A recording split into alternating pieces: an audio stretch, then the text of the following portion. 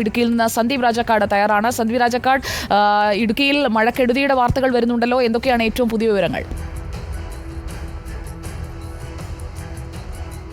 ജയപാർവതി, ഇടുക്കി ജില്ലയിൽ ഇന്നലെ രാത്രികാലത്ത് അതിശക്തമായ മഴയും വലിയ കാറ്റുമാണ് രേഖപ്പെടുത്തിയിരുന്നത്. ഇന്നിപ്പോൾ പുലർച്ചയോടുകൂടിയാണ് മഴയ്ക്ക് അല്പം ശമനമുണ്ടായിട്ടുള്ളത്. ഇപ്പോൾ മഴ തോർന്നു നിൽക്കുന്ന ഒരു സാഹചര്യമുണ്ട് എങ്കിൽ പോലും മലയോരത്തിന്റെ വിവിധ മേഖലകളിൽ ഇടവിട്ട് മഴ ശക്തമായി പെയ്യുന്ന ഒരു സാഹചര്യമാണുള്ളത്. ശക്തമായ കാറ്റിൽ വിവിധയിടങ്ങളിൽ മരങ്ങൾ ഒടിഞ്ഞു വീണ വിവിധ ഇടങ്ങളിൽ ഗതാഗത തടസ്സം നേരിട്ടിട്ടുണ്ട്. മയിലാടുംപാറ രാജാക്കാട് റൂട്ടിൽ തന്നെ 4-ലധികം മരങ്ങൾ റോഡിലേക്ക് ഒടിഞ്ഞു വീണ് ഗതാഗതം സ്തംഭിച്ചിരിക്കുന്നു. വൈദ്യുത പോസ്റ്റുകൾ നിരവധി ഒടിഞ്ഞു നശിച്ചിരിക്കുന്ന സാഹചര്യമുണ്ട്. ഇവിടെയൊക്കെ വൈദ്യുത ബന്ധം പൂർണ്ണമായും ഇല്ലാത്ത ഒരു സാഹചര്യമാണ് നിലനിൽക്കുന്നത്. തിങ്കൾക്കാട് പ്രദേശത്തും ഒപ്പം തന്നെ വട്ടക്കണ്ണിപ്പാറയ്ക്ക് മുകൾ വശത്തുമായിട്ട് 4 ഇടങ്ങളിലാണ് മരം ഒടിഞ്ഞു വീണ ഗതാഗതവും ഒപ്പം തന്നെ വൈദ്യുതി ബന്ധവും താറുമാറായിരിക്കുന്നത്. ഗതാഗതം ഭാഗികമായി പുനഃസ്ഥാപിക്കുവാൻ കഴിഞ്ഞിട്ടുണ്ട്.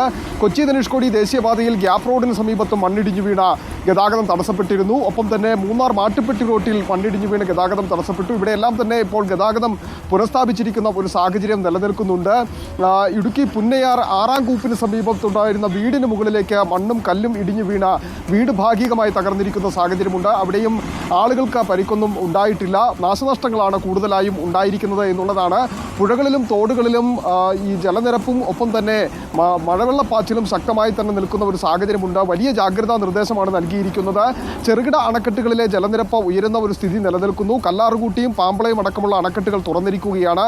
കല്ലാർ ഡാമിന്റെ ഷട്ടർ ഇന്നലെ രാത്രിയിൽ തുറന്നിരുന്നുവെങ്കിൽ പോലും ജലനിരപ്പ് നിയന്ത്രണ വിധേയമായതിനെ തുടർന്ന് ഇന്ന് പുലർച്ചയോടുകൂടി തന്നെ ഷട്ടറുകൾ താഴ്ത്തിയിട്ടുണ്ട്. മറ്റ് അണക്കെട്ടുകളിൽ ചെറിയ അണക്കെട്ടുകളിൽ മാത്രമാണ് ജലനിരപ്പ് ഉയരുന്നത്. ഇടുക്കി അണക്കെട്ടിൽ 50% താഴെയാണ് ജലനിരപ്പുള്ളത്. അവിടെയും മറ്റ് പ്രതിസന്ധികളൊന്നുമില്ല. എന്നിരുന്നാൽ പോലും വലിയ രീതിയിലുള്ള കാറ്റും മഴയും അതിശക്തമായി തന്നെ തുടരുന്ന ഒരു സ്ഥിതിയാണ്, ഇടവിട്ട് തുടരുന്ന സ്ഥിതിയാണുള്ളത്. വിവിധ ഇടങ്ങളിൽ ഞാൻ മുമ്പ് സൂചിപ്പിച്ചിരുന്നത് പോലെ മണ്ണും കല്ലും ഒക്കെ റോട്ടുകളിലേക്ക് ഇടിഞ്ഞു വീഴുന്ന ഒരു സ്ഥിതിയുണ്ട്. ഈ മരം വീണ അപകടങ്ങൾ ഉണ്ടാകാനുള്ള സാധ്യതയുള്ളത് കൊണ്ട് തന്നെ ഇന്നലെയും ഉണ്ടായിരുന്നു. അടിമാലിക്ക് സമീപം രാത്രിയിൽ മരം ജീപ്പിന് മുകളിലേക്ക് മരം ഒടിഞ്ഞു വീണ അപകടമുണ്ടായിരുന്നു. അത്തരമുള്ള അപകടങ്ങൾ ഉണ്ടാകാനുള്ള സാധ്യതയുള്ളത് കൊണ്ട് തന്നെ രാത്രികാല യാത്രാ നിരോധനം ജില്ലാ കളക്ടർ ഏർപ്പെടുത്തിയിട്ടുണ്ട്. രാത്രി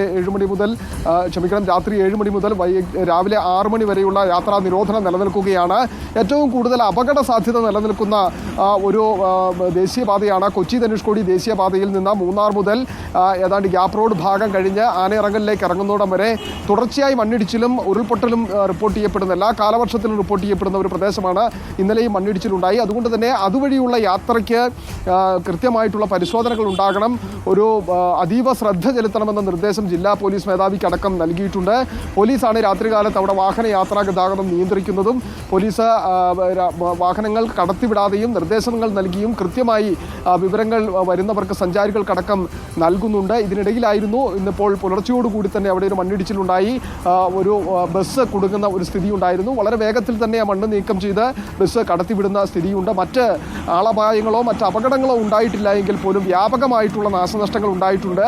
തോട്ടം മേഖലയിലേക്ക് നോക്കിയാൽ തോട്ടം മേഖലയിൽ വിവിധയിടങ്ങളിൽ മരച്ചില്ലകൾ ഒടിഞ്ഞു മരം വീണുമായിട്ട് നിരവധിയായിട്ടുള്ള കൃഷികൾ നശിച്ചിട്ടുണ്ട് എന്നുള്ള വിവരവും നമുക്ക് ലഭിക്കുന്നുണ്ട്. തോട്ടം മേഖല ശക്തമായ കാറ്റും മഴയും നിലനിൽക്കുന്നതിനാൽ തന്നെ ഇന്ന് ജോലി പലയിടത്തും നിർത്തിവെച്ചിരിക്കുന്ന സാഹചര്യമാണ്. അപകട സാധ്യത നിലനിൽക്കുന്നത് കൊണ്ട് തന്നെയാണ് അത്തരമൊരു നിർദ്ദേശം നൽകിയിരിക്കുന്നതും ഒരു മുൻകരുതൽ സ്വീകരിച്ചിരിക്കുന്നതും. ഒപ്പം തന്നെ ജില്ലാ ഭരണകൂടം അതീവ ജാഗ്രതാ നിർദ്ദേശമാണ് നൽകിയിരിക്കുന്നത്. ഈ കല്ലാർകൂട്ടി ഡാമും പാമ്പളയും ഒക്കെ തുറന്നിരിക്കുന്നത് കൊണ്ട് തീരദേശവാസികളോട് ജാഗ്രതാ നിർദ്ദേശം നൽകി. ശരി, സന്ദീപ് രാജക്കാടാണ് ഇടുക്കിയിലെ വിവരങ്ങൾ നൽകിയത്. നമുക്ക് കണ്ണൂരിലേക്ക് പോകാം. കണ്ണൂരിൽ നിന്ന് തുഷാര പ്രമോദ് നമുക്കൊപ്പം. തുഷാര പ്രമോദ്, ഇന്നലെ തന്നെ റെഡ് അലർട്ട് ഉണ്ടായിരുന്നു കണ്ണൂരിൽ. മലയോര മേഖലയിലടക്കം കനത്ത കാറ്റെന്ന വാർത്തകൾ വരുന്നുണ്ടായിരുന്നു.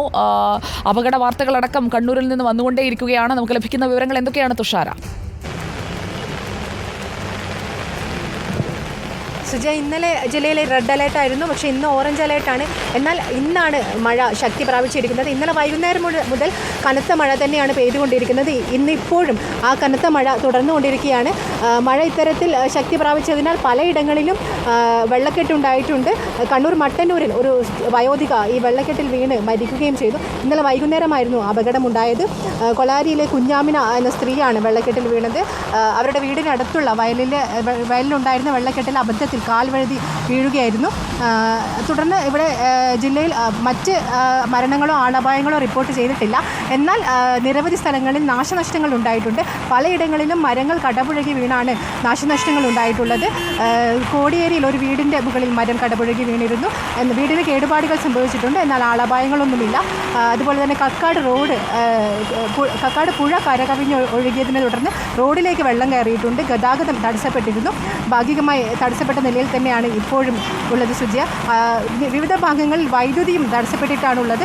മഴ കനത്തത് കൊണ്ട് തന്നെ ഈ വൈദ്യുതി പുനഃസ്ഥാപിക്കാൻ ഇപ്പോഴും പല ഭാഗങ്ങളിലും കഴിഞ്ഞിട്ടില്ല. ഇതിനുള്ള പ്രവർത്തനം നടത്തി വരികയാണ് സുജയ. ഓക്കെ, തുഷാരയാണ് വിവരങ്ങൾ നൽകിയത്. പത്തനംതിട്ട